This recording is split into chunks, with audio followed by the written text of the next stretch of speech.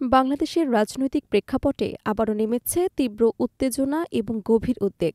কারণ গুরুতর অসুস্থ অবস্থায় রাজধানীর এভারকেয়ার হাসপাতালে নিবিড় পর্যবেক্ষণে রয়েছেন সাবেক প্রধানমন্ত্রী ও বিএনপির চেয়ারপারসন বেগম খালেদা জিয়া। আর এই পরিস্থিতি ঘিরে পুরো জাতির দৃষ্টি এখন লন্ডনে থাকা বিএনপির ভারপ্রাপ্ত চেয়ারম্যান তারেক রহমানের দিকে। হাসপাতালের সিসিইউতে দেশি বিদেশি বিশেষজ্ঞ চিকিৎসকদের সমন্বয়ে গঠিত মেডিকেল বোর্ড সার্বক্ষণিক পর্যবেক্ষণে রেখেছেন বেগম খালেদা জিয়াকে, যাকে চিকিৎসকরা অত্যন্ত সংকটাপন্ন অবস্থায় বিবেচনা করছেন।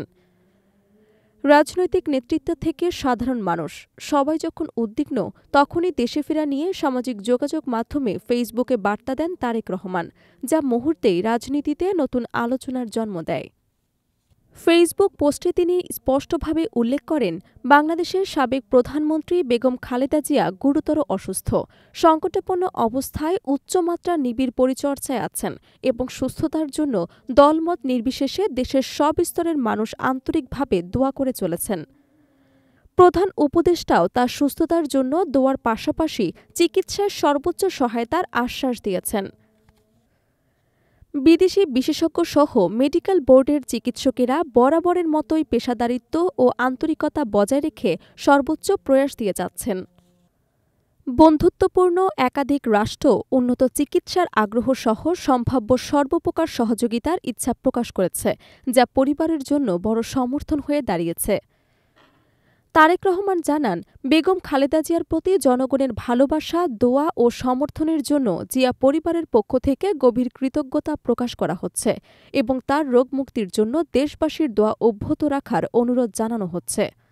একই সঙ্গে তিনি আবেগময়ভাবে লিখেন, এমন সংকটকালে মায়ের স্নেহস্পর্শ পাওয়ার আকাঙ্ক্ষা অন্য সব সন্তানের মতো তারও রয়েছে, কিন্তু রাজনৈতিক বাস্তবতা এবং নিয়ন্ত্রণাধীন জটিল পরিস্থিতির কারণে দেশে ফেরার সিদ্ধান্ত এককভাবে নেওয়া সম্ভব নয়।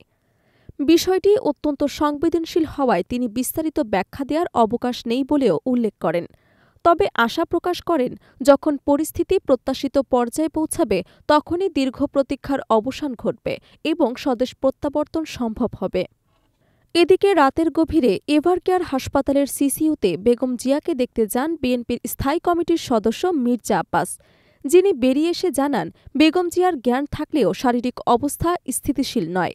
দুর্বলতার কারণে দূরত্ব বজায় রেখে তারা কথা বলছেন, তবে তিনি নেতাদের চিনতে পারছেন।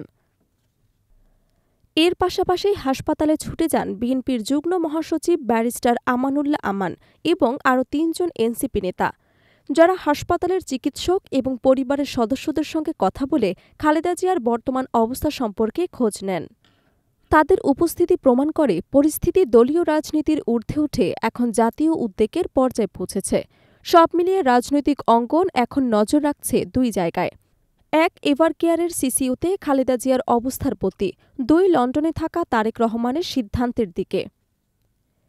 এই সংকট কখন কিভাবে কাটবে তা এখনও অজানা, তবে দেশের মানুষের দোয়া, দলের নেতাকর্মীদের উদ্বেগ আর রাজনৈতিক বাস্তবতার জটিল সমীকরণ সব মিলিয়ে পরিস্থিতি দিন দিন আরও গুরুত্বপূর্ণ মোড় নিচ্ছে।